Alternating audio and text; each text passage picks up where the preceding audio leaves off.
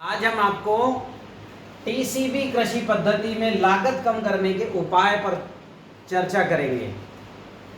तो टीसीबी यानी ताराचंद बेलजी तकनीकी कृषि पद्धति, चूंकि इस पद्धति को मैं एक ब्रांड के रूप में बनाने जा रहा हूँ। इस पद्धति से निकला हुआ जो अन्न है वो बहुत ज़्यादा एनर्जेटिक होगा, जो भी उसको खाएगा ऊर्जा से भर जाएगा, बहुत अच्छा लगेगा।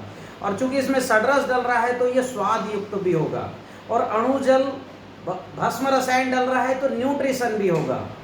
तो ऊर्जा से, अणु से अर्थात न्यूट्रिशन से, और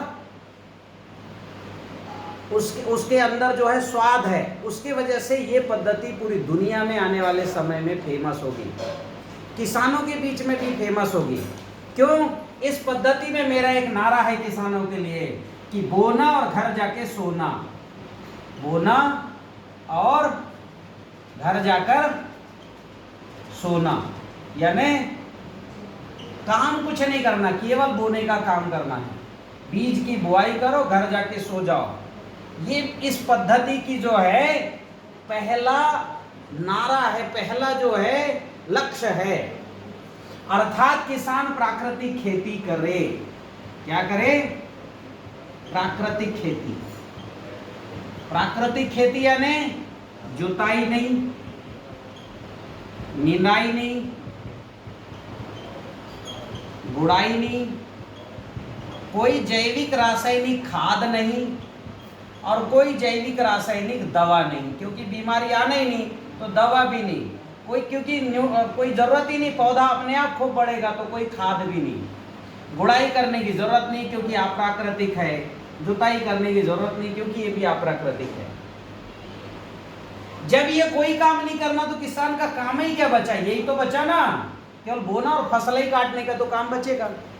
ये जो है ताराचंद बेलजी कृषि तकनीकी, ताराचंद बेलजी तकनीकी कृषि पद्धति की यही तो इसी लक्ष्य के लिए तो मैं काम कर रहा हूँ पिछले 15 साल से। अक्षय जी, आज पूरे देश भर के किसान परेशान है, बड़े बड़े ट्रैक्टर ले लिए। अभी लेबर सबसे बड़ी समस्या, पैसे की कमी नहीं किसी के पास, पर कोई काम करने वाला नहीं सवार आपके देश में। हाँ कि ना बताइए, हैं काम करने वाले?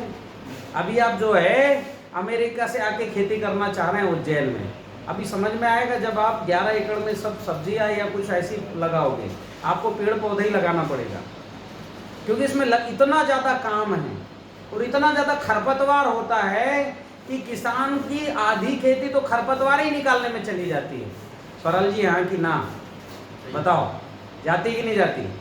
तो अभी क्या होता है कि आपकी खेती में ये जो खेती की पद्धति है, इस पद्धति ये पद्धति अप्राकृतिक है। क्या है? अप्राकृतिक है, इसलिए ये सारी दिक्कतें हैं। पहला अपराध है खेती की जुताई। जुताई करने से क्या हो जाता है? बार बार जब जुताई करोगे तो ऊपर की जो न्यूट्रिशन है, जो हल्के न्यूट्रिशन, वो पानी से बह जाते हैं, और जो भारी न्यूट्रिशन होता है, आयरन, निकल, बोरान, जिंक, वो जमीन के नीचे चले जाते हैं।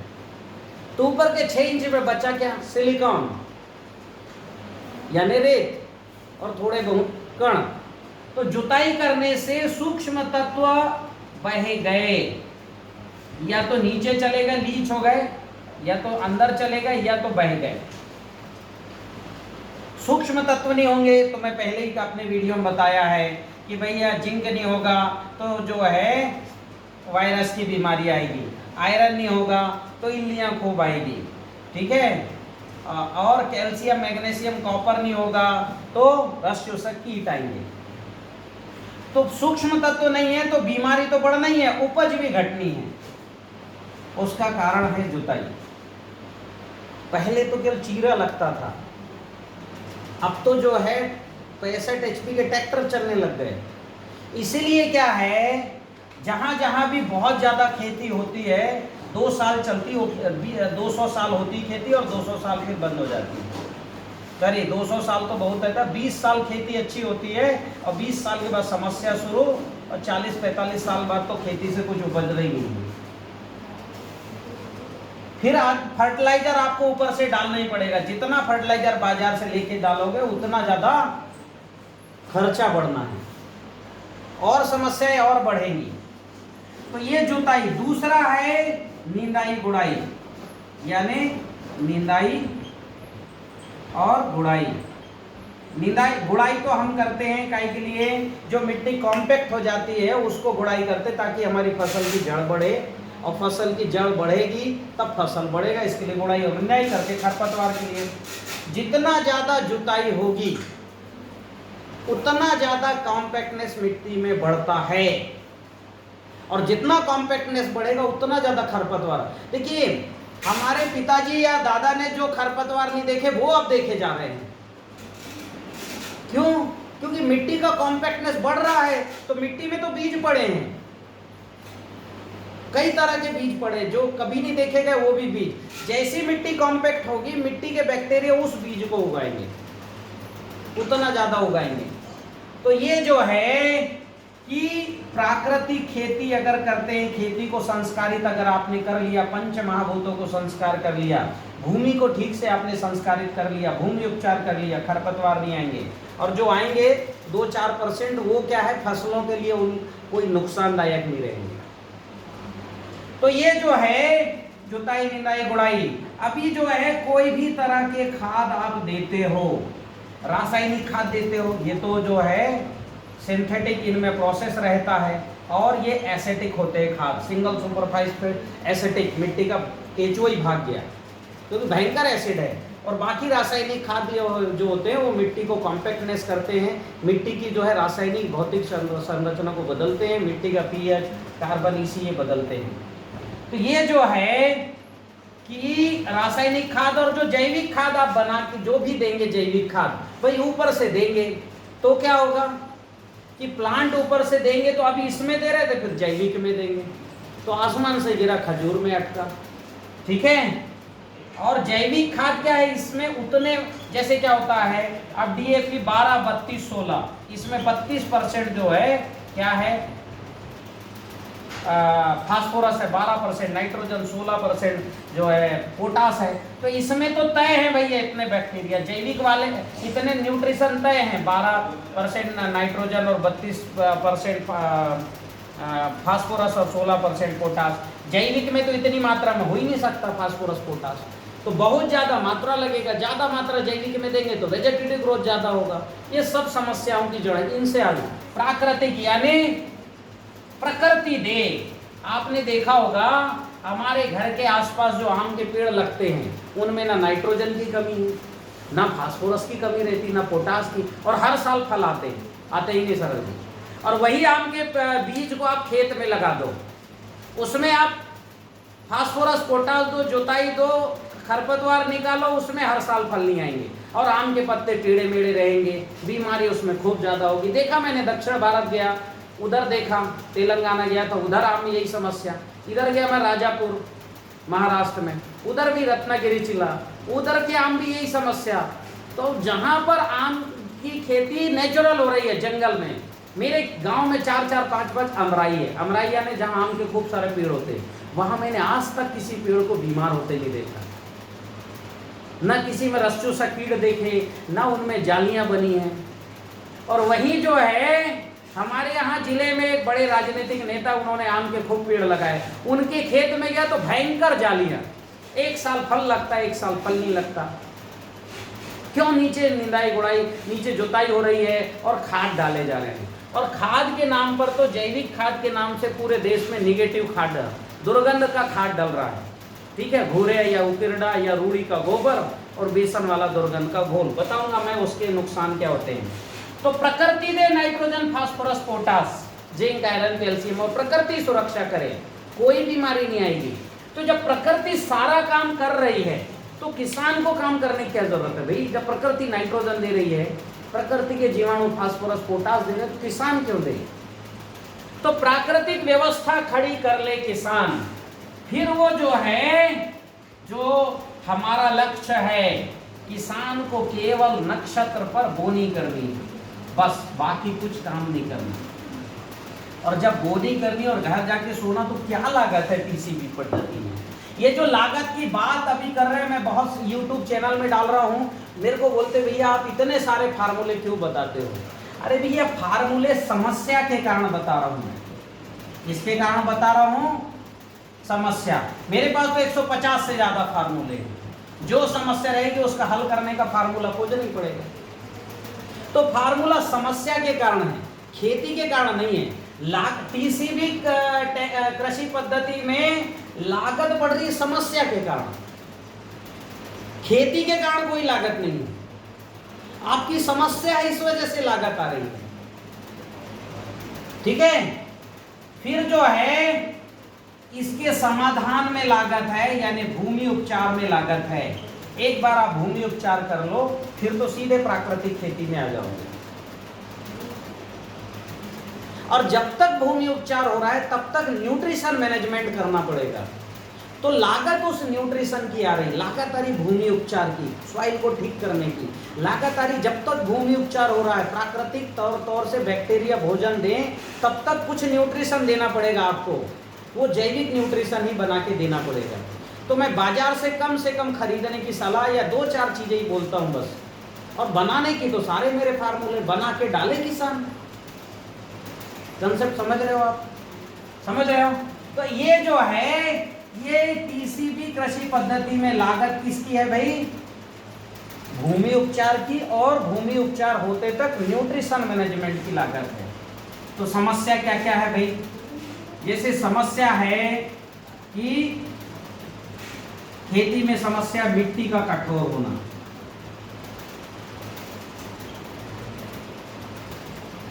छोटी समस्या है कि बड़ी समस्या है? क्या बोल रहे हो सरल भाई? मिट्टी कॉम्पैक्ट हो गई, क्या बोल रहे हो? बारिश में कॉम्पैक्ट हो जाती है, बारिश नहीं होती तो कॉम्पैक्ट हो जाती है। अरे बारिश होती है तो बारिश में आपको लगता होगा मिट्टी मुलायम है, बारिश हटती है फिर कैसा दिखता है? पत्थर जैसी कठोर हो जाती है। पत्थर में जितनी कठोरता उतनी मिट्टी में आ गई। 65 HP के ट्रैक्टर चल रहे हैं ना, इतनी ज़्यादा कठोर रहेगा तो पानी अंदर जाएगा क्या? नहीं जाएगा, कीचड़ मचाएगा, फंगस बढ़ेगा खेती। और अच्छा अंदर चला गया तो जड़ अंदर जा पाएंगी क्या? पानी चला गया तो जड़ नहीं जा पा रहा है। अच्छा जड़ भी चला गया तो वापसा बनना चाहिए, मतलब वो नीचे जो पानी गया वो ऊपर आके वाष्प और वायु में कन्वर्ट होना चाहिए। इसमें वाष्प, उसको पौधा पीता है। तो ये मिट्टी का कठोर होना, फिर मिट्टी कठोर है तो वहां पर जो है पीएच उसका अनबैलेंस हो जाएगा, पोटेंशियल ऑफ पावर, ताकत खींचने की क्षमता नहीं रहेगी। तो ये मिट्टी की कठोर होने से इसके समाधान के लिए खर्चा है। और भैया बीमारी हो गई तो समाधान, बीमारी हो गई तो इलाज तो करना ही पड़ेगा ना। और इलाज करना है तो क्या करता है? बहुत अच्छा डॉक्टर हो, बहुत अच्छा हॉस्पिटल सुविधा भी हो। तो ये समस्या टीसीबी कृषि पद्धति में इसको ठीक करने की है। और क्या ठीक करना है? ये मिट्टी कठोर हो गया तो इसको ठीक करने के लिए मैं क्या कहता हूं कि भाई आपको जो है 1 टन लाल मिट्टी, नहीं कठोर हो गया, इसको खत्म करने के लिए 1 टन रॉक फॉस्फेट बोलता हूं मैं। अब ये कौन सा रॉक फॉस्फेट भाई? पत्थरों का निकला हुआ रॉक फॉस्फेट, पत्थरों का चूरा जिसमें फास्फोरस की मात्रा, चूरा यानी महीन, पत्थरों का हम क्या कर दें, क्या लिखें इसको? आटा लिख दें। पत्थरों का महीन चूरा ये चाहिए। ये जहां जाएगा मिट्टी, वहां की कॉम्पैक्टनेस टूट जाएगी। और पत्थरों में क्या होता है? मिनरल्स होते हैं। तो आप इसमें रॉक फॉस्फेट लो, इसमें कितना होता है भाई? इसमें जो है 16 से 30% तक फास्फोरस होता है। तो फास्फोरस भी मिल गया, मतलब डीएपी का काम हो गया। जो डीएपी रासायनिक से दे रहे हो वो आप इन पत्थर रॉक फॉस्फेट से मिल गया। तो फर्टिलाइजर की समस्या भी पूरी हुई और मिट्टी का कॉम्पैक्टनेस तोड़ा इसमें। अब यही खरीदने में आपको खर्चा आएगा। खर्चा आ रहा है तो 2 बार में कर लो भाई, 500 ग्राम कर लो 2 बार फसल में। और ये जिंदगी का 1 बार का खर्चा है। आपने जहां लाखों खर्चा किया वहां 1 बार ये करना ही पड़ेगा। कॉम्पैक्टनेस रहेगा तो उसके नुकसान में आप 10 साल अगर नुकसान में रहोगे, 1 बार खर्चा करो, एक ही फसल में लागत निकल जाएगी। फिर उसके बाद तो लगातार अच्छी फसल लेते रहोगे। दूसरा क्या है, सूक्ष्म तत्वों की कमी की बात करता हूं मैं।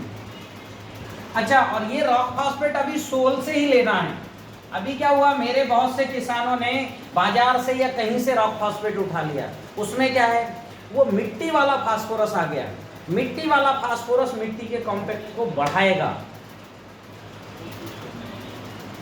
जैसे पत्थर क्या होता है, सीमेंट क्या होता है, पत्थरों का चूरा ही है, लेकिन उसमें जब आप रेत डालते हो, एसिडिक होता है ना, रेत डालते हो, कुछ डालते हो तो कॉम्पैक्ट क्या करता है, पकड़ता है।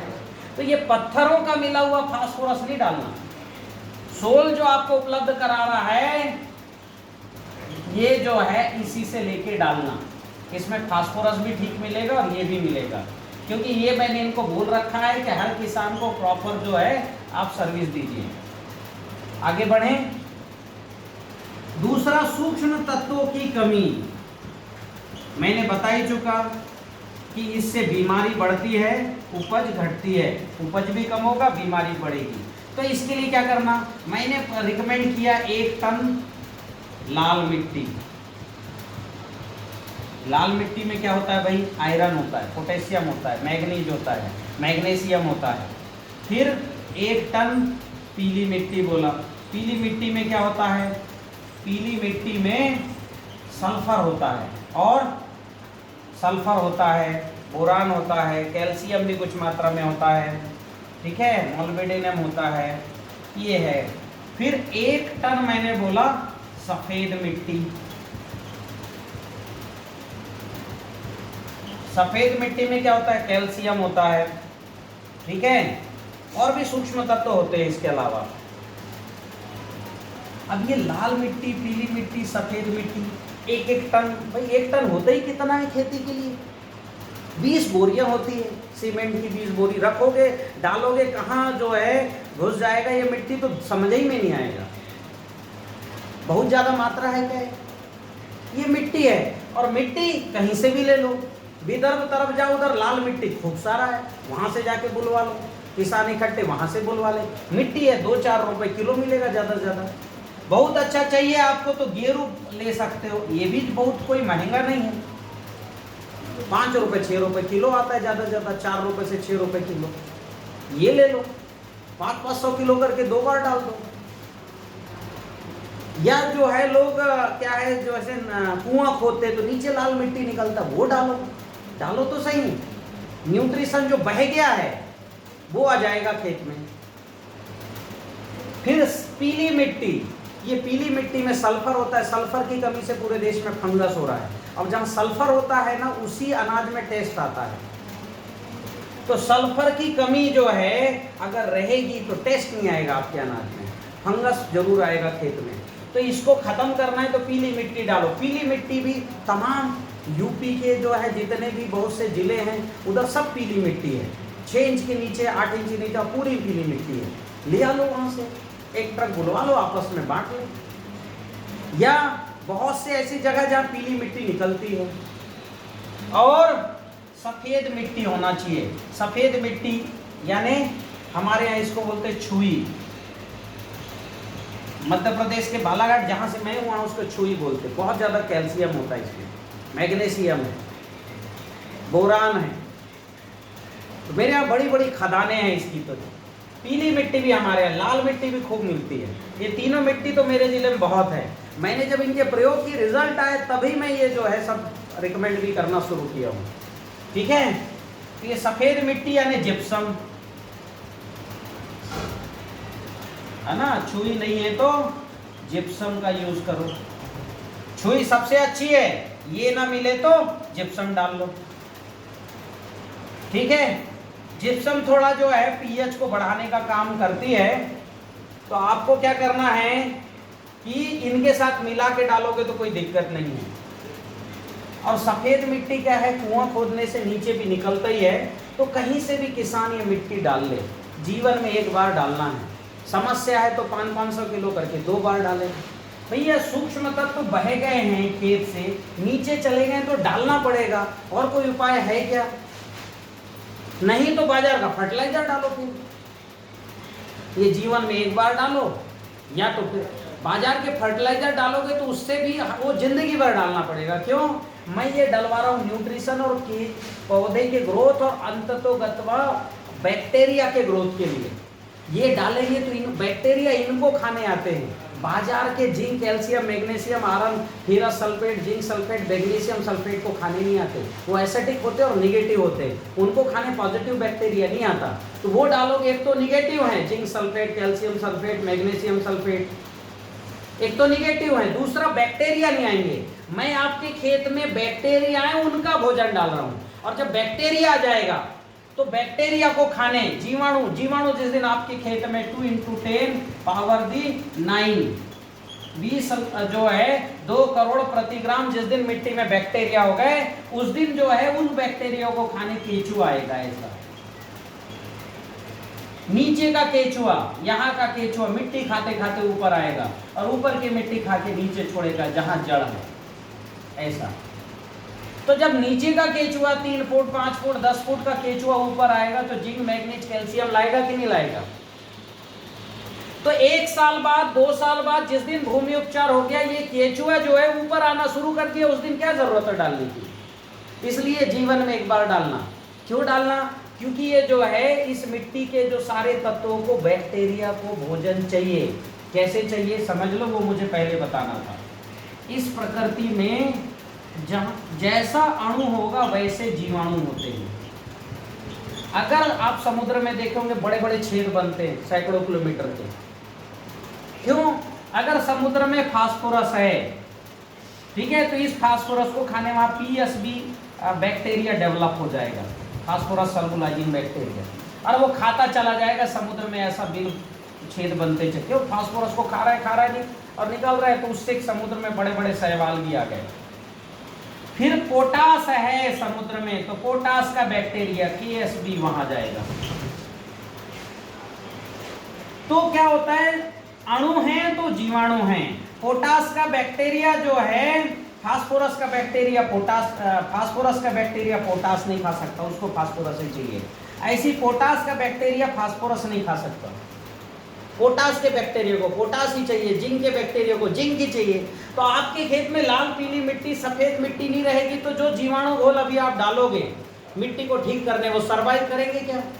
तो उनको सरवाइव करने के लिए हम ये घोल डाल रहे हैं। फिर वो ये अगर ये घोल नहीं, ये जो है लाल पीली मिट्टी डाल रहे हैं, फिर उनको सरवाइव करने के लिए ही हम जो है ये डालने से मिट्टी का पीएच, ईसी ये भी बढ़ेगा, ठीक होगा, बढ़ेगा ना, ठीक होगा, तो ये और अच्छे से होंगे।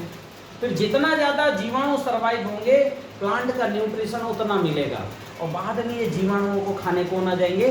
केचुए। और केचुए आएंगे तो वो जमीन के अंदर से फर्टिलाइजर, सूक्ष्म खनिज तत्व निकाल के ऊपर ला के देंगे।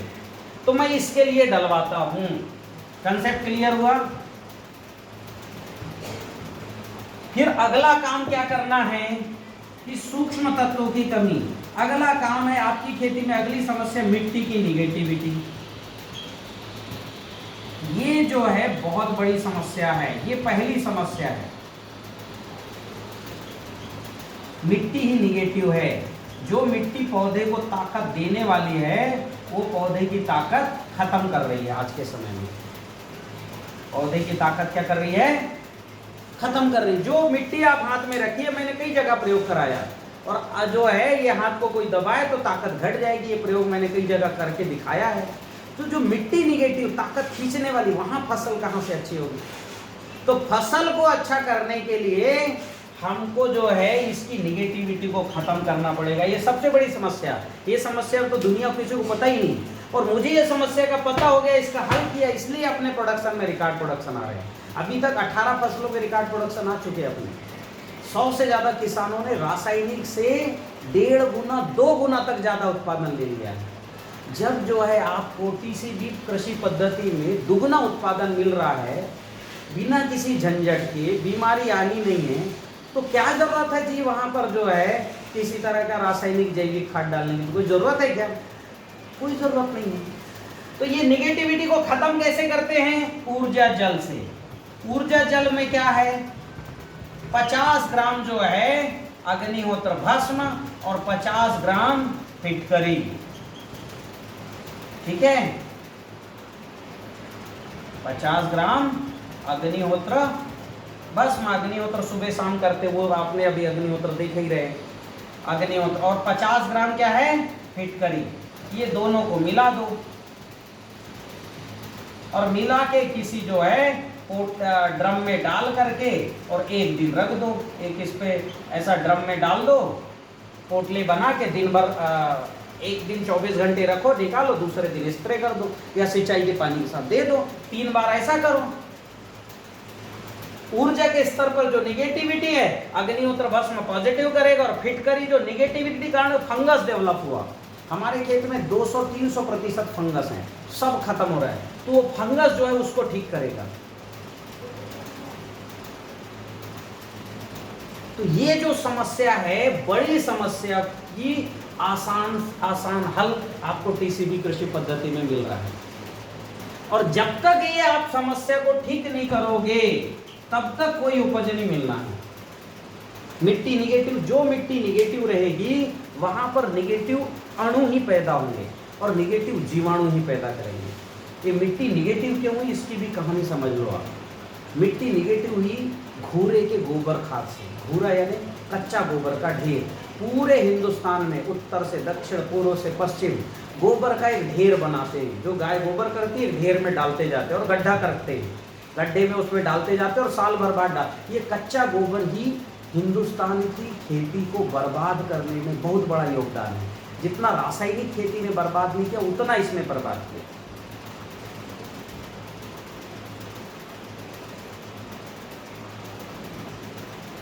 क्योंकि उस घूरे के गोबर में व्हाइट ग्रब है, फंगस है ना, वायरस है। किसान ने फंगस, वायरस और कचरे का बीज है, ये सबको ले जाके खेत में डाला। जहां डालता है वही माहू, मच्छर, तीला, चेपा और वहीं से जो है वायरस फैलता है।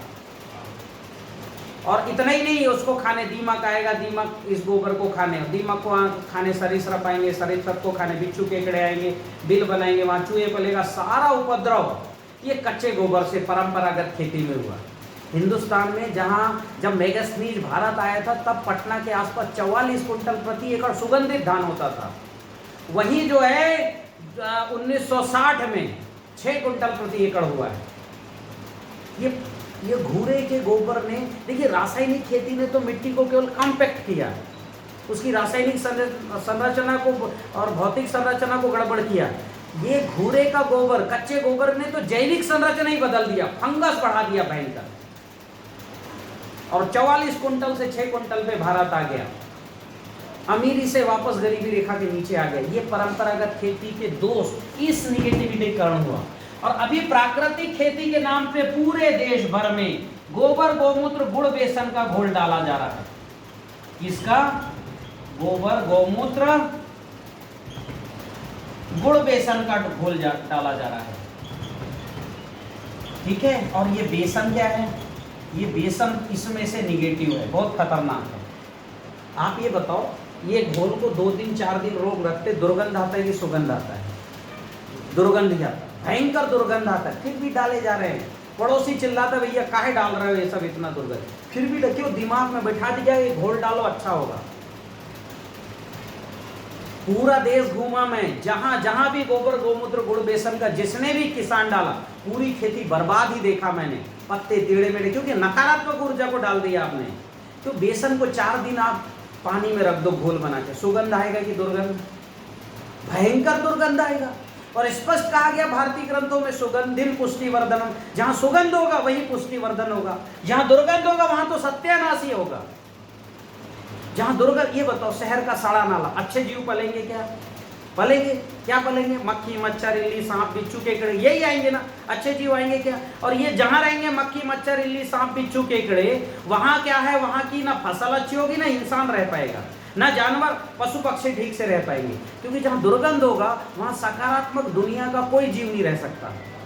आपने नकारात्मक दुनिया ही वहां ऊर्जा स्थापित कर दी, तो नकारात्मक संसार बन गया। वहां फंगस, वायरस, कीट, मच्छर, माहू, ये सब आ रहे हैं और पत्ते टेढ़े मेढ़े हो रहे हैं।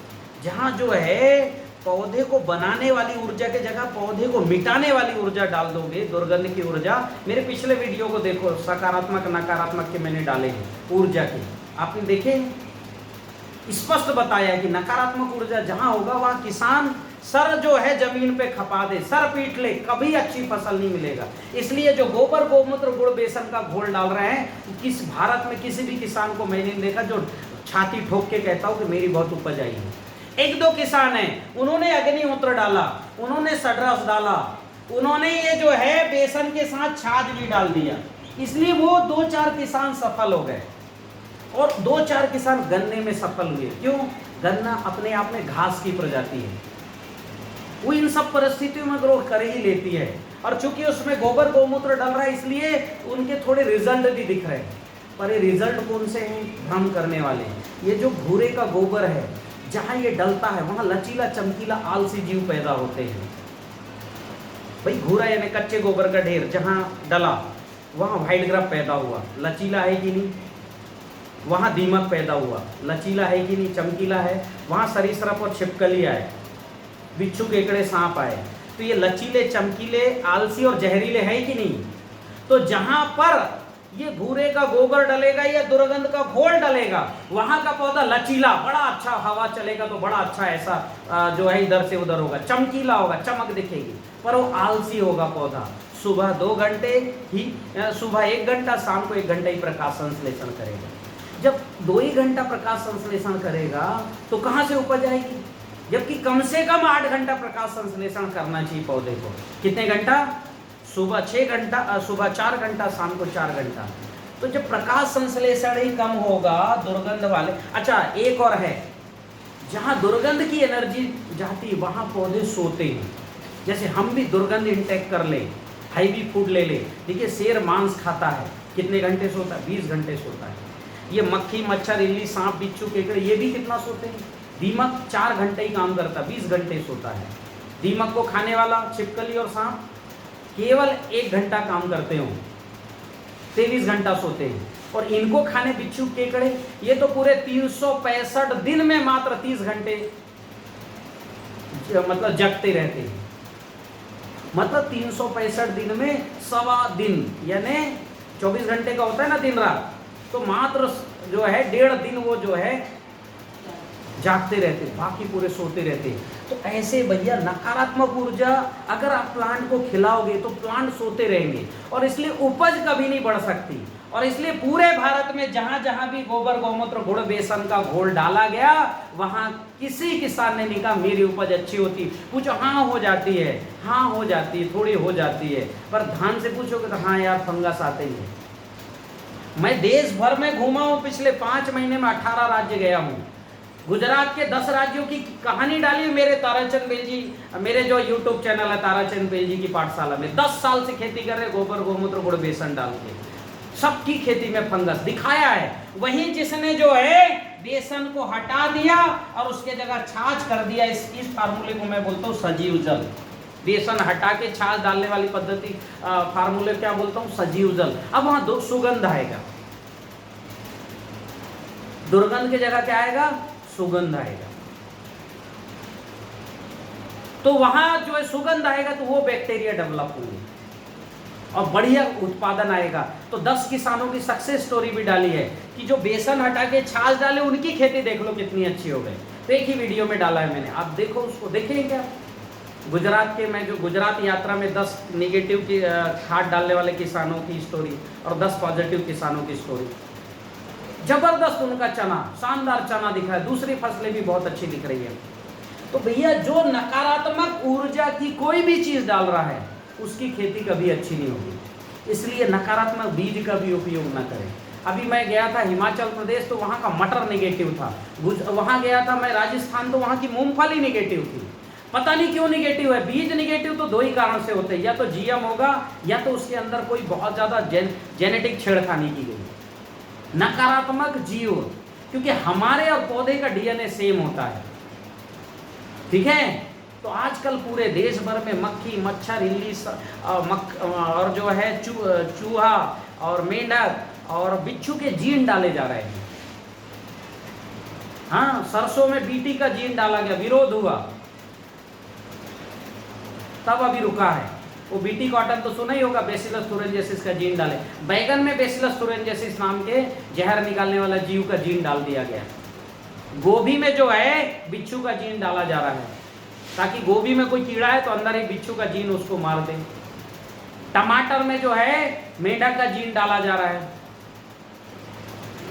आपके आलू में मछली का जीन डाला जा रहा है, नहीं सर, आलू में मेंढक का डाला गया है ताकि ज़्यादा दिन तक वो आलू ठीक रहे, और टमाटर में मछली का जीन डाला जा रहा है ताकि उसके अंदर पानी की मात्रा अच्छी रहे। इसको बोलते हैं जीएम टेक्नोलॉजी, जेनेटिकली मोडिफाइड। तो पूरे भारत में अंदर ही अंदर भारत सरकार ने मान्यता नहीं दी, लेकिन जो बीज निगेटिव हैं वो जीएम हैं ही। कहीं ना कहीं या जीएम नहीं है तो उनके जेनेटिक कैरेक्टर में छेड़खानी की गई। जैसे हमारे यहाँ जो फैलने वाला शोक है, उसके नीचे बैठोगे ना आपका शोक खत्म हो जाएगा, बड़ा अच्छा लगेगा। लेकिन आजकल जो आ गया है ना जीएम अशोक, वो सीधा चलता है, उसके ऊपर उसमें चिड़िया नहीं बैठती, उसके नीचे गधे नहीं बैठते, हम घर के सामने लगा दिए हैं। उसके नीचे खड़े होकर ताकत घट जाएगी। मैंने बहुत सा प्रयोग किया है, कई किसानों के यहाँ गया हूँ, जिन जिन के यहाँ देखा हूँ, वो देखना वो प्रयोग देखा है आपने कि ऐसे बड़े बड़े निगेटिव पेड़ के नीचे खड़े हो जाओगे ताकत घट जाएगी। अभी दुर्ग में एक किसान ने 56 भोग वाटिका लगाया, उनके यहाँ एक निगेटिव पेड़ था, उसके प्रयोग अभी डाला है मैंने कल परसों मेरे यूट्यूब चैनल में, देखना। जो मोर पंख बोलते हैं ना, बड़ा उसको रखते हैं बड़ा संभाल के, वो निगेटिव है भयंकर। जितने पश्चिम से आए हुए प्लांट हैं सब निगेटिव हैं, वो लगा रखे हैं। तो नकारात्मक प्लांट का पत्ता गिरेगा तो मिट्टी में कौन सी ऊर्जा सर्वाइव होगी? नकारात्मक। गाजर घास पूरे देश भर में फैल रहा है, भयंकर नकारात्मक। जहां गाजर घास फैल गया, सारा जो है खेत को बंजर तो करता ही है, उसका पत्ता नीचे गिरेगा तो पूरा खेत निगेटिव होगा। पहले 4-5 साल पहले मैं गाजर घास थोड़ा सा रिकमेंड करता था, जब ये जो है नाइट्रोजन का मेरे पास विकल्प नहीं था। तो जैसे ही ये कंसेप्ट मेरा क्लियर हुआ, वैद्य राजेश कपूर जी से मिला, और ये कंसेप्ट मेरा जैसे ही कंप्लीट हुआ, क्योंकि ऊर्जा की बात करता था, पर नकारात्मक ऊर्जा को उतरे समझने की उसको मेरे पास वो चक्षु नहीं थे। तो जैसे ही वैद्य राजेश कपूर से मिला, एकदम मेरा जो है हिमाचल सोलन के प्रसिद्ध वैद्य हैं, एकदम हाथ वाला प्रयोग उन्हीं का है। उसके बाद तो हमारी खेती फिर अच्छी हो गई। हमने सारा नकारात्मक ऊर्जा, और मैं माला का उपयोग करता हूँ ये जो है ऊर्जा नापने में, वो से और क्लियर हो गया कि क्या क्या नकारात्मक है। तो ये मिट्टी की निगेटिविटी खत्म किए बगैर कभी कोई आप भी खेती करोगे, कोई चीज़ निगेटिव यूज नहीं करना, कोई भी चीज़। और पॉजिटिविटी भरने के लिए प्रार्थना और अग्निहोत्र भस्म यानी ऊर्जा जल डालना, प्रार्थना भी करके पॉजिटिव कर सकते हो। पर प्रार्थना की पॉजिटिविटी कब तक है? केवल शाम तक है, एक दिन रहती, रोज प्रार्थना करना पड़ेगा। तो मिट्टी की निगेटिविटी खत्म करने के लिए ऊर्जा जल सबसे सही माध्यम है। परमानेंट 3 बार डाल दो, जीवन मिट्टी पॉजिटिव हो गई।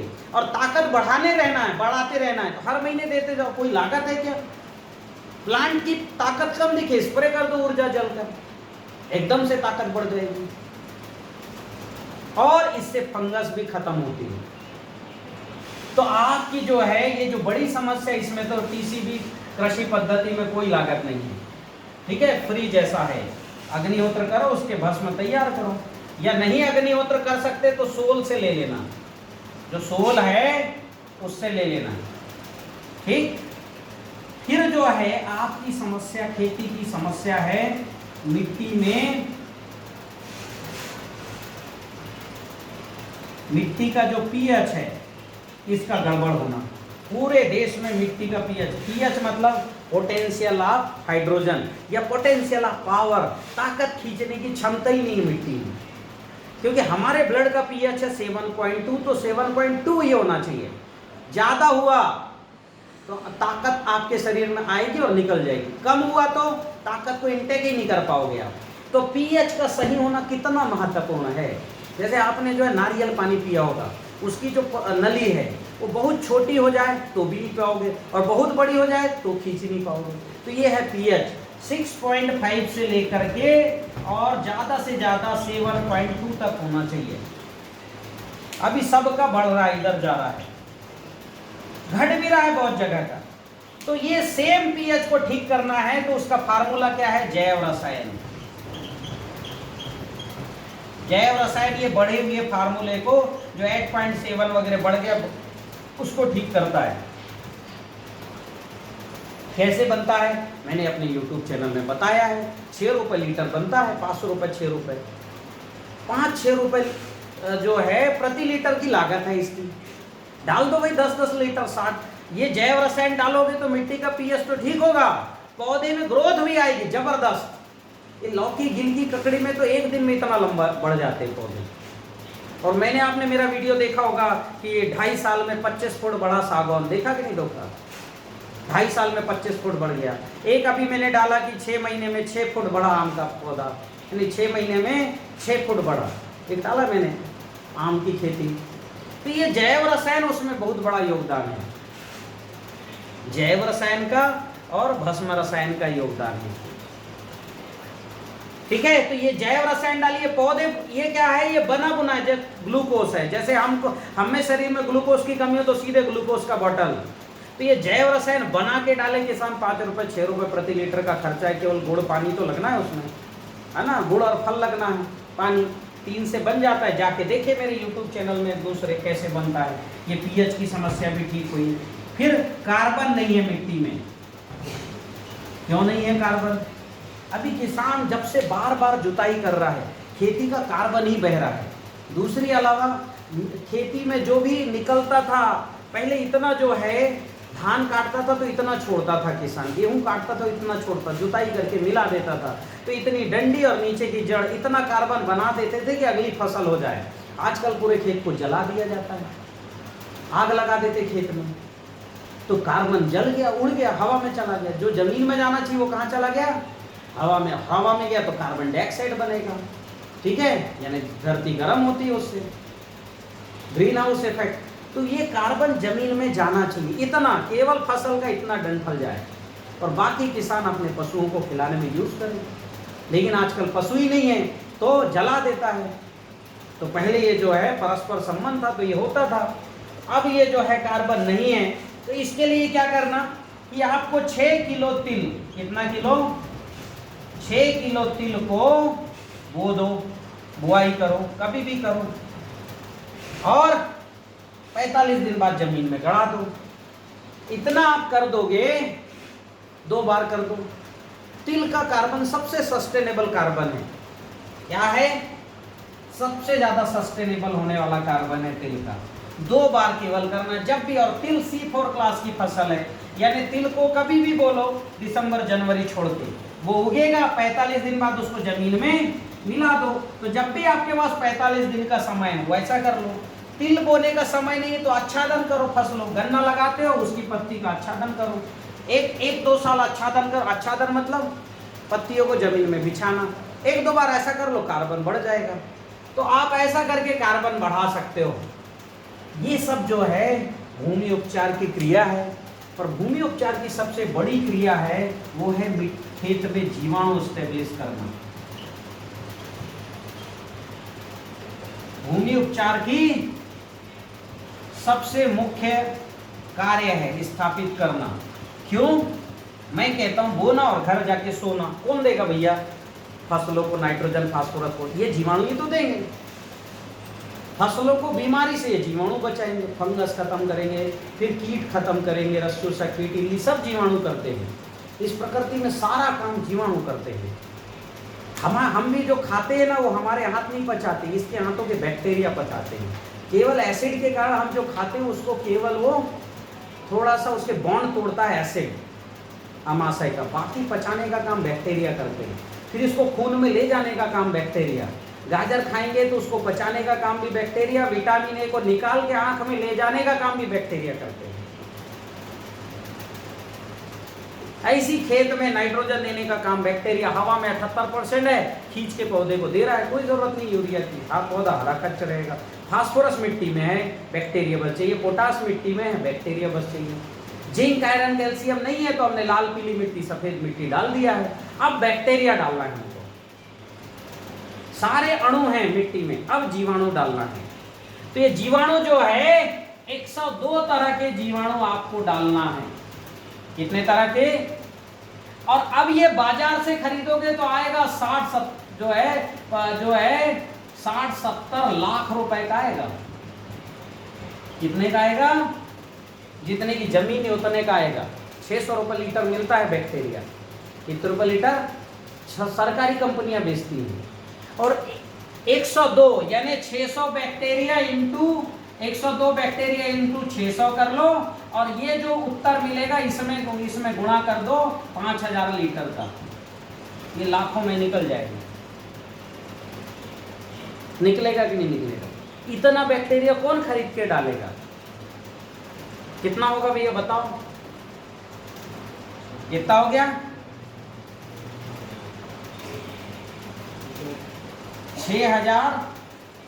6120 इतना ही आएगा ना, इंटू 5000 करो, कितना आ गया?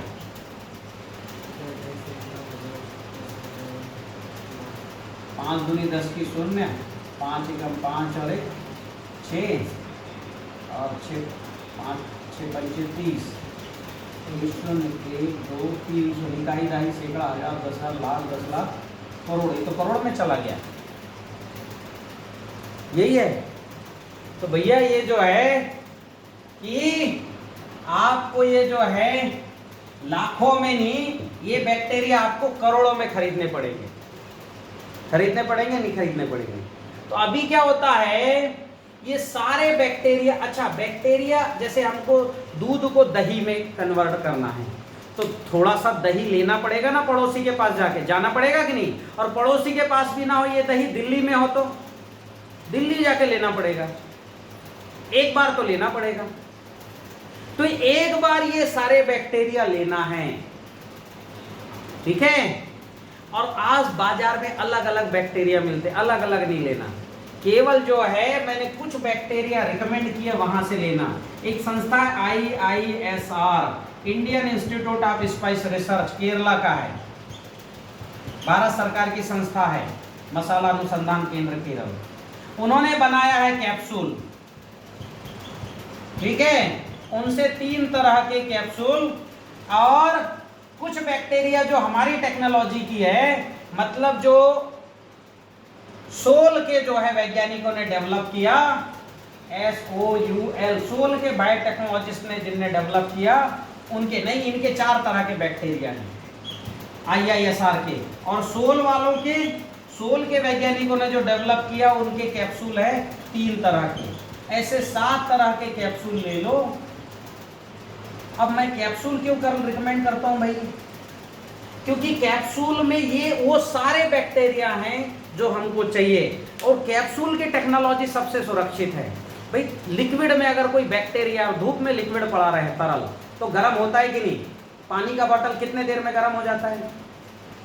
1-1.5 घंटे ही में गर्म हो जाता है। तो लिक्विड में कोई बैक्टीरिया रखोगे प्लास्टिक में तो गर्म हो जाएगा, बैक्टीरिया डैमेज होंगे, पाउडर में भी डैमेज। कैप्सूल में सबसे सही रहते हैं, क्योंकि कैप्सूल के अंदर बंद है, उसके ऊपर रैपर है, रैपर के ऊपर कागज का, तो उसमें बंद है, तो ये सबसे सुरक्षित है। और ये 4 और 3 तरह के बैक्टीरिया मिला करके 102 बैक्टीरिया आपको मिलेंगे कैप्सूल कल्चर के घोल में। तो ये भी आपको सोल से बुलवाना है, एक बार बुलवाना है। मेरे ख्याल से ये 2,500 से 3,000 रुपए में ये देते हैं, ठीक है? 10 एकड़ है तो भी 2,500-3,000 का एक बार खर्चा, 20 एकड़ है तो भी 2,500-3,000 का खर्चा है। तो क्या खर्चा है अभी? 100-150 रुपए, कोई बड़ा भारी खर्च है क्या? तो आपको क्या करना है, इसका मदर कल्चर बनाना। कैसे बनाओगे? कि जो है 10 से 11 लीटर पानी में 100 ग्राम गुड़ डाल के इतना उबालना, कितना? 100 ग्राम गुड़ डाल के उबालना, और अच्छे से उबालना। और उबालते उबालते जब वो अच्छा उबल जाए, 10 लीटर बचे, तब छान लेना, ठीक है? या छानने की जरूरत नहीं, वो तो उबल गया, ठंडा होने देना। और फिर उसके बाद ये 7 कैप्सूल को इसमें डाल दो, 7 दिन रखो। कितने दिन? अब ये कहलाएगा कैप्सूल कल्चर का mother culture, capsule culture technology का मदर कल्चर बन गया। सर इसमें एक काम और करना है, 7 तरह के कैप्सूल मिलाने के बाद 500 ml जामन मिला देना। क्या मिलाना? ये जामन जो है सोल का एक ग्लूकोज सुक्रोज फ्रुक्टोज यानी जीवाणुओं का ये एक जो है समूह है, और जीवाणुओं को डेवलप करने वाला, ये मिला के 7 दिन रखना, वो मदर कल्चर तैयार। फिर इसमें से जीवाणु जल बनाना। क्या बनाना? जीवाणु जल। कैसे बनाओगे? 200 लीटर का ड्रम ले लो, इसमें 2 लीटर मदर कल्चर,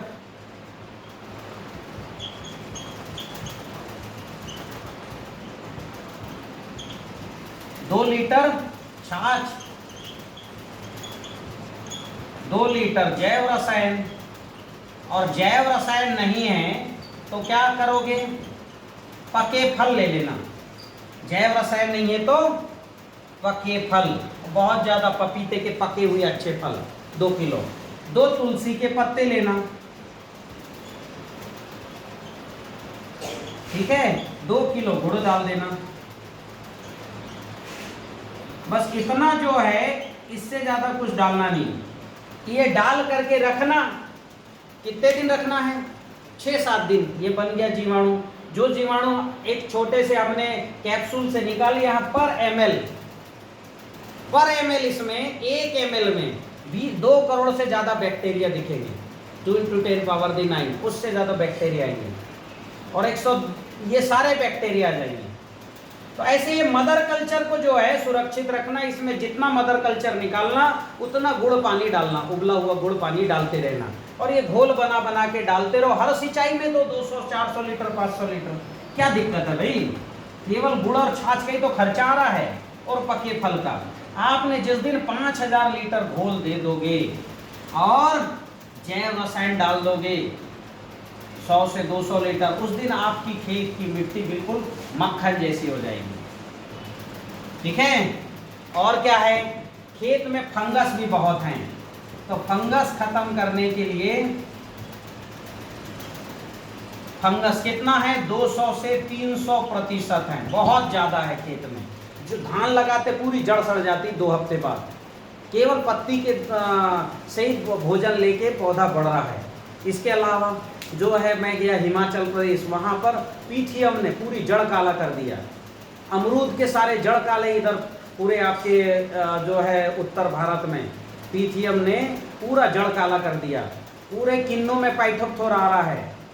फिर यहाँ मैंने देखा कि इधर पूरा जो संतरा तो इस साल बहुत कम उत्पादन हुआ है, पूरा उसमें अल्टरनेरिया आ रहा है, नींबू में अल्टरनेरिया और पाइथोप्थोरा आ रहा है। मतलब फंगस की वजह से खत्म हो रही देश भर की मल्टीविटामिन फसलें। अगले 2 साल में मल्टीविटामिन फसलों का बहुत बड़ा टोटा रहेगा पूरे देश में, बहुत बड़ी समस्या रहेगी। क्यों, फंगस पूरा बर्बाद कर दे रहा है। क्योंकि गेहूं धान तो सीरियल क्रॉप है, ये तो हो ही जाएगी। इनको केवल फास्फोरस पोटास और जो है कैल्शियम मैग्नीशियम चाहिए, ये फसल दे देते हैं गेहूं धान। लेकिन मल्टीविटामिन फसलों को तो मल्टीविटामिन माइक्रोन्यूट्रिएंट चाहिए ना।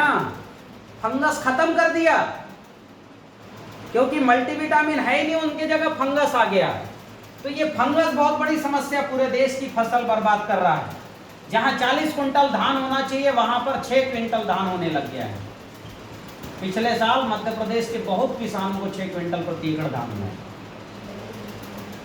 क्योंकि जो है सूक्ष्म तत्व की कमी, तो पत्तों से खाना खा के अभी तक 12-15 क्विंटल दे रहा था, अब पत्तों में भी ब्लास्ट और ब्लाइट जैसी बीमारी आ रही है। तो पत्ते भी खत्म, जड़ तो पहले ही खत्म, पत्ते भी खत्म, कहां से पौधा उपज देगा। तो वापस हम बढ़े कि हमको जो है ये प्रोडक्शन करवाना है 6 क्विंटल प्रति एकड़, तो हमको जो है फंगस को खत्म करना पड़ेगा।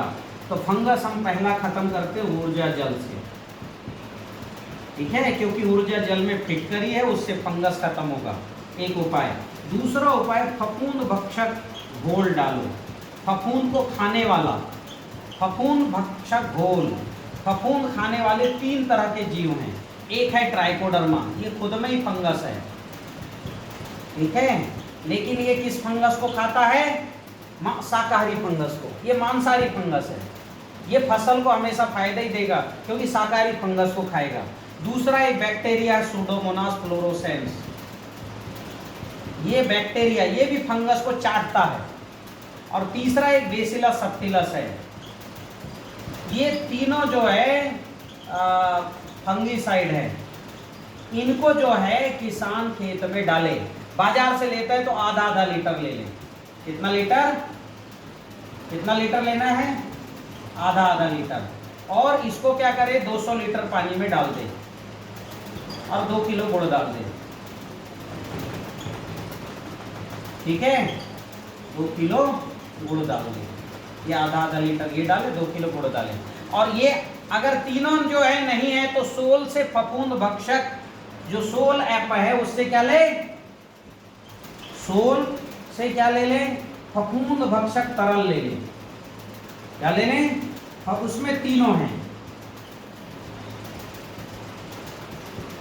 ये तीनों जो हैं ये फंगस और दोनों जो है फंगस की दोनों स्पीसीज हैं, ट्राइकोडर्मा विरिडी और ट्राइकोडर्मा हर्जिनियम। और जो हैं इसके भी, इसका एक है, इसके भी 2 स्पीसीज है। ये सब इनने इसमें डाल दिया फफूंद भक्षक तरल में। इसको डालो सीधे 200 लीटर पानी में, 2 किलो गुड़ डालो, 6-7 दिन रखो और इसको खेत में चलने दो। साल भर में 4-5 डालना। इसी का थोड़ा खर्चा है। बॉटल जो है 300-350 में देता है सोल। बाजार में ये जो है एक बॉटल 2-2, 300 के मिलेंगे। बाजार से लोगे तो 900 रुपए का मिलेगा, इधर से लोगे 300-350 का मिलेगा। इसी का खर्चा है। पर भैया आप 350 इंटू 5 बार कर लो तो खर्चा आपका 2,000 रुपए का हो रहा है। कौन सा बड़ा भारी खर्चा है भाई? समस्या बहुत बड़ी है तो खर्च तो करना पड़ेगा। और एक बार में है खर्चा क्या नहीं, आप अभी लगा रहे एक फसल में अभी लगाओ, दूसरा आप डाल दो फसल जब गभोट में है तब डाल दो, तीसरी बार डालो दूसरी फसल में, ऐसे 2-2 बार करके 3 फसल में कोर्स करो।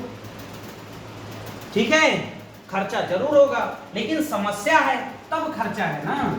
समस्या तो हमने पैदा किया, कैसे पैदा किया? बेसन वाला घोल डाल के। मेरे किसान हैं सतीश पिपले जी, आज के 4 साल पहले उनका खेत गया था मैं। 30 एकड़ खेती है वणी में, महाराष्ट्र में। उनका खेत में खड़ा गन्ना सूख गया था, 1.5 एकड़ का। मैंने कहा क्यों सूखा भाई? पता नहीं। बोले गुरुजी क्यों सूखा, आप ही ढूंढो। तो मैंने जैसी माला से चेक किया पूरी मिट्टी निगेटिव थी। मैंने कहा बेसन का घोल डालते हो? बोले हाँ डालते हैं। कितना डाल दिए? बोले अंदाज तो नहीं पर जो है 50 कुंटल से ज़्यादा तो गुड़ ही डाल चुके हैं। बोले हम। कितना कुंटल? 50 कुंटल से ज़्यादा तो गुड़ ही डल गया होगा, उतना बेसन भी डल गया होगा। पूरा खेत बर्बाद, गन्ने छोटे छोटे, 1.5 एकड़ का तो खड़ा गन्ना सूखा है। वीडियो है मेरे पास उनका, उस समय का बनाया हुआ। उनको हमने बंद करवाया, ऊर्जा अग्निहोत्र किए, वो ऊर्जा जल डाले, मिट्टी में फंगस धीरे धीरे खत्म हुआ। अभी फसलें बहुत अच्छी आती है पर न्यूट्रिशन की आज भी उनको समस्या है। क्यों? क्योंकि नकारात्मक ऊर्जा ने नकारात्मक अणु न्यूट्रिशन डेवलप किया, पॉजिटिव न्यूट्रिशन था नहीं। तो फिर कोई और एक सज्जन आए, उन्होंने उनको जो है पता नहीं कोई जैविक के बड़े बड़े फास्फोरस पोटास की चीजें डलवा रहे हैं आजकल महंगे, तो उपज उनकी आने लग गई। तो जब मैंने कहा कि हमारा किसान जो डाल ही रहा है बाजार का फास्फोरस पोटास, तो फिर हमने सोल वालों को बोला कि आप जो है ऑर्गेनिक के सस्ते फास्फोरस पोटास दो। तब जाके फास्फोरस पोटास भी हमने जो है सोल में डलवाया। उसका भी खर्चा थोड़ा आएगा। क्यों? क्योंकि 1 साल तक न्यूट्रिशन चाहिए। जब तक मिट्टी जो है भूमि उपचार नहीं होता, बैक्टीरिया जब तक भोजन नहीं देते, तब तक जो है फास्फोरस पोटास चाहिए। ठीक, तो ओकेपी, नैनो खनिज, नैनो नत्रजन और गोवर्धन खनिज खाद ये बनाया सोल ने। तो सोल में जो गोवर्धन खनिज खाद वो मेरा फार्मूला है। ये मैं जो है गौशालाओं में बनवाता हूँ। 80 से ज़्यादा मिनरल्स है इसमें। पहले हम जो है जीवाणु घोल बनाते हैं, फिर भस्म रसायन बनाते हैं, फिर भस्म रसायन को जीवाणु घोल से डिकम्पोज करते हैं, फिर इसको डालते हैं गोबर में और मिनरल मिक्सचर डालते हैं। यानी बालाघाट में जो सफ़ेद मिट्टी, लाल मिट्टी, पीली मिट्टी, जो चकमक पत्थर हैं और भी जो है अब्रक है, इन सब से जो तैयार होता है वो मिनरल्स जो है, ये सारे मिनरल्स हम उसमें डालते हैं। इसमें गोवर्धन खनिज खाद, उसकी फार्मूला भी मैंने मेरी यूट्यूब में दे रखा है। जो किसान बना सकता है बनाए, बना के डालेगा तो जबरदस्त है, नहीं तो सोल से वो भी खरीदे। नहीं डालेगा उपज घटेगी, क्योंकि शुरू में 2 साल प्लांट को ऊपर से न्यूट्रिशन देना ही पड़ेगा। नहीं दोगे उपज घटना है। कैसे दोगे? कि 2 किलो जो है 200 लीटर पानी में 2 लीटर छाछ डालो, 200 लीटर पानी में 2 किलो गोवर्धन खनिज खाद डालो। 80 मिनरल्स हैं इसमें, 80 और 102 बैक्टीरिया हैं इसमें। वो अपने आप फर्मेंट हो जाएंगे। थोड़ा गुड़ डाल दो, आधा किलो अगर हो तो 200 लीटर में अपने आप फर्मेंट हो जाएगा। ठीक, फिर इसमें छाछ डाल दो 3 लीटर गौमूत्र डाल दो। ठीक है, प्लांट की ग्रोथ की बहुत जरूरत है। जैसे आपके पेड़ लगा रहे हो तो आपको एक्स्ट्रा में फास्फोरस पोटास देना पड़ेगा। गोवर्धन खनिज खाद में इतना फास्फोरस पोटास नहीं कि आपके बड़े पेड़ों को या फिर फसल को तेजी से बढ़ाने के लिए, क्योंकि सूक्ष्म तत्व तो हैं लेकिन फास्फोरस और पोटास प्लांट को एक्सेस लगता है, अतिरिक्त लगता है। तो अतिरिक्त लगता है तो देना पड़ेगा कि नहीं देना पड़ेगा। तो उसमें ओकेपी मिला दो, नैनो खनिज मिला दो, या नैनो खनिज ना मिलाओ तो कम से कम ओकेपी ऑर्गेनिक फास्फोरस पोटाश सोल का मिला देना, तो उससे उसकी ग्रोथ प्रॉपर होगी फिर, ठीक है। और उसमें जैव रसायन भी मिला देना, जमीन में डालना है तो 10 लीटर मिलाना, स्प्रे करना है तो 1 लीटर मिलाना, ठीक है, आधा लीटर से भी काम चल जाएगा। स्प्रे करना है तो जैव रसायन आधा लीटर, और जमीन में डालना है तो 10 से 20 लीटर। ये सब घोल बनाओ और डाल दो, जमीन में डालना है जमीन में डालो, स्प्रे करना है स्प्रे करो, प्लांट में जबरदस्त ग्रोथ आ जाएगा। तो इसकी लागत है न्यूट्रिशन की। और क्या लागत है भाई, और लागत है आपकी गाय की कीटों की। आपके खेत में कीट डेवलप हो गया, समस्या है कि नहीं है कीटों की। कौन कौन से कीट हैं, रस चूसक कीट हैं, और कितने हैं, भयंकर हैं, कितने भयंकर, बाढ़ आ गई है। अभी जबलपुर में मुझे खेत मिला, मेरी जिम्मेदारी में आया, मैं जब उस खेत में घुसा बाढ़ आनी शुरू हो रही थी, किसकी, कीटों की, भयंकर बाढ़ आई। इतने माहो, मच्छर, तेला, चेपा, मैनी, पूरा हर फसल में इतने आते हैं। फिर मुझे कहा गया रोको भाई। अरे भाई जब कीटों की बाढ़ आ रहा है तो मैं क्या कर लूंगा, कितने को रोक पाऊंगा भाई, समय तो लगेगा रोकने में। तो वहां क्या होता है, ऐसा जब आ गया तो हमें 2 तरह से काम करना पड़ेगा, न्यूट्रिशन भी दो, मतलब जो गोवर्धन खनिज खाद है इसका स्प्रे भी करो, और वायरस भी डालो, क्योंकि बहुत ज्यादा आ रहे हैं तो हमको डालना पड़ेगा। जैसे हमारे घर में चूहे ज्यादा आ गए, समझ रहे हो, तो हमें 2 तरह से काम, उनको भौतिक तरीके से भी रोकने का काम करना पड़ेगा, और जैविक तरीका यानी बिल्ली भी पालना पड़ेगा, प्राकृतिक तरीका सॉरी। तो ऐसे हमको कीटों को मारने के लिए, रस चूसक कीट और कुतरने वाले कीट, इनको मारने के लिए, इन दोनों मारने के लिए हमको क्या है, वायरस डालने पड़ेंगे। रस चूसक कीटों का वायरस है वर्टीसिलियम, क्या है, वर्टीसिलियम लेकानी ये वायरस है। और कौन से वायरस है कुतरने वाले कीटों का है, मेटारिजियम, और क्या है, बिवेरिया। खेतों में जो है अष्टपदी कीट यानी मकड़ी भी बहुत होती है, तो मकड़ी के लिए हेरसुटेला ये वायरस है, ठीक है। खेतों में जो है आपने देखा होगा बहुत ज्यादा फल भेदक कीट भी आते हैं, तो फल भेदक कीट जो है अंदर रहते हैं इनके मक्खी, फल भेदक, तना भेदक, इनके लिए आपको बेसिलस थोरेंजेसिस बीटी नाम का खतरनाक वायरस डालना पड़ेगा, ठीक है। एनपीवी वायरस भी एक खतरनाक वायरस है, ये भी डालना पड़ेगा। और इन वायरस का उपयोग करते हैं तो अच्छे से मास्क लगा लें। हालांकि ये कोरोना नहीं है, कोरोना वायरस जैसे वायरस नहीं है, कोरोना भी एक वायरस है जो हमारे शरीर में आता है, पर बीटी खतरनाक वायरस है, मनुष्य में सीधे बढ़ते तो नहीं देखा गया है, पर भारत सरकार की ओर से चेतावनी है कि भाई इनको मास्क लगा के और दस्ताने पहन के यूज करना है। इसलिए इनका यूज मैं जनरली नहीं करवाता हूँ, लेकिन जब बहुत ज्यादा तना छेदक आए तब स्प्रे इनका कर सकता है, ठीक है। तो ऐसे ये जो है बहुत सारे वायरस हैं, 4-5 तरह के मुख्य वायरस, इनको करना है। बाजार में अलग अलग मिलते हैं, बहुत महंगे भी मिलते हैं।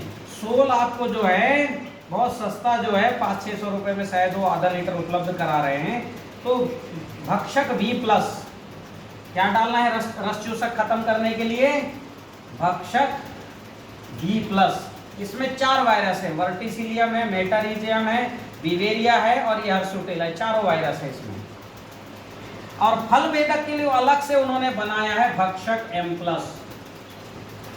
ठीक है, M+। इसमें क्या क्या है, बीटी भी है, एनपीवी भी है, मेटारिजियम भी है, बिवेरिया, यानी इल्ली वर्गीय सारे कीटों को उसने इनमें डाल दिया। इनको क्या करना है, 200 लीटर पानी में डालना, आधा किलो गुड़ डालना है। गुड़ इनके फर्मेंटेशन के लिए नहीं, गुड़ इनको अच्छे से ये गुड़ में चिपक जाते हैं वायरस। और इसको क्या है, जमीन में डालो, क्योंकि सारे कीट पैदा कहाँ से होते हैं, जमीन से ही होते हैं। जमीन से ही जो है माहू, मच्छर, तेला, चेपा की मक्खी निकलती है, अंडे देती है। जमीन से ही फल भेदक और तना भेदक की इल्ली निकलती है। तो जमीन में ही डालो इनको, ठीक है। सिंचाई, हर सिंचाई के साथ, मतलब साल भर 3-4 बार डाल दो। भक्षक V+ को, इसको नहीं, V+ को। और जब इल्ली माहू मच्छर खूब दिखे तो M+ का स्प्रे कर दो। और इनका भी नियंत्रण ना हो तो इसके साथ जो है, इनके साथ प्लस मिला के कर दो किसका, अपने गोवर्धन खनिज खाद का। इसका गोवर्धन खनिज खाद मिला देना। कैसे मिलाओगे, ये जो घोल बनाओगे उसी में 2 किलो डाल देना गोवर्धन खनिज खाद, और 1 किलो गुड़ तो पहले से डाला है, बस ये डाल के और 4 दिन फर्मेंट होने देना और उसके बाद स्प्रे कर देना। 100% मोटी मोटी इल्लियां सब खत्म हो जाएंगी। अभी मेरा जो है 2 दिन ही पहले हरियाणा में ट्रेनिंग थी, वहाँ की ट्रेनिंग में एक राहुल त्यागी करके, दिल्ली से लगभग नरेला से आगे एक किसान का खेत है, राहुल त्यागी, बीटेक है वो, ठीक है, जानते हो आप उसको क्या? हाँ, यूट्यूब चैनल राहुल त्यागी, बीटेक है। उसने मुझे बोला वो जैविक खेती कर रहा है, तो उसने मुझे बताया कि गुरुजी मैंने जो है 4-5 कंपनियों के डाले, बिवेरिया डाले, मेटारिजियम भी डाले, पर मुझे रिजल्ट नहीं मिल रहा था ठीक से। क्यों? अभी उसने डाला मई जून में, बहुत ज़्यादा गर्मी थी, उस गर्मी में ये वायरस काम नहीं किए होंगे, क्योंकि ये वायरस है ना, जिंदे जीव हैं, इनको भी कुछ ना कुछ क्लाइमेट का इनको भी इफेक्ट पड़ता है, तो शायद नहीं काम किए। फिर उसने गोवर्धन खनिज खाद ऊपर से स्प्रे कर दिया, वही 200 लीटर घोल बना के, तो उसकी इल्ली खत्म हो गई 2 दिन में, सिंगल इसके स्प्रे करने से। गोवर्धन खनिज खाद 200 लीटर पानी में 2 लीटर डाला, 2 किलो डाला, और थोड़ा छाछ और गौमूत्र डाला, फर्टिलाइजर के एवज में स्प्रे किया था, इल्ली खत्म हो गई, मोटी इल्ली। तो ऐसा है कि आप ये गोवर्धन खनिज खाद, ये मल्टी है, इसमें 102 बैक्टीरिया और 82 अणु है ना, तो इसके बहुत फायदे हैं। तो इसलिए इसको किसान बनाएं या सोल से खरीद के स्प्रे कर दे, बिल्कुल फायदा होना है। अब ये आप मेरे को एक बात बताइए अक्षय भाई, कि मैंने यहाँ मेरे शौक के लिए तो मैं रिकमेंड नहीं किया, रिकमेंड काय के लिए किया है? समस्या है इसलिए रिकमेंड किया है, हाँ कि ना? समस्या इसलिए रिकमेंड किया है। अगर ये समस्या ना हो तो इन सब चीजों की जरूरत है क्या? आपके खेत में जीवाणु हो गए, क्या हो गए? पर्याप्त हो गए, मिट्टी मक्खन जैसी। आपके खेत में वायरस भी, अगर कीट आ भी गए तो वो खुद ब खुद हमला कर देंगे। फंगस नहीं है, मिट्टी मक्खन जैसे है, तो आपको सीधे प्राकृतिक खेती करनी है। क्या करनी है? प्राकृतिक खेती, न जुताई, न निंदाई, न बुआई, न खाद, न दवाई। अपने आप जो है, मेरे नाम से आप YouTube में सर्च करो, 150 से ज्यादा वीडियो में, किसी वीडियो में बीमार फसल नहीं मिलेगी, हरी कच्छ और बम्पर प्रोडक्शन होते दिखेगा। क्यों? क्योंकि जो है, मैं ऊर्जा विज्ञान, अणु विज्ञान और जीवाणु विज्ञान, इन तीनों को, ऊर्जा, अणु और जीवाणु, इन तीनों को खेत में स्टेब्लिश करने की बात करता हूँ। ठीक है, ये तीनों जिस दिन खेत में होगा उस दिन अपने आप खेत अच्छा हो जाएगा। ठीक है, मेरे गुरुजी कहते थे 5 महाभूतों को खेत में स्थापित कर दो। 5 महाभूतों को खेत में, 5 महाभूत यानी भूमि, गगन, वायु, अग्नि, नीर, इनको भूमि, भगवान, भूमि, गगन, वायु, अग्नि, नीर, इनको शुद्ध और सजीव कर दो। अब इनको शुद्ध करना यानी भूमि में जो निगेटिविटी उसको खत्म करना। भूमि में जो निगेटिव अणु हैं बहुत ज़्यादा डाल दिया है, और आजकल किसान तो जो है ना, वो शहरों का वेस्ट भी डालता है सिटी कंपोस्ट के नाम पे। उसमें तो लेड और क्रोमियम, पता नहीं कितने निगेटिव धातु होंगे, सिटी वेस्ट भी डालने लग गए। भारत सरकार ने परमिशन भी पता नहीं क्यों दे दी। सिटी वेस्ट में ऐसा ही भयंकर खतरनाक है, वो तो रासायनिक खेती से खतरनाक है। रासायनिक खेती में तो किसान ने डीएपी, पोटाश, जिंक, मैग्नीशियम, इसमें तो सिटी वेस्ट में भयंकर लेड और आर्सेनिक जैसी खतरनाक जो है धातुएं हैं, वो किसान डाल के कर रहा है। वो तो जैविक खेती और खतरनाक वास्तव में, क्योंकि वो तो केमिकल से ज्यादा खतरनाक है ना, लेड और आर्सेनिक, है कि नहीं है? हमारे सीधे जो है कैंसर का कारण करते हैं।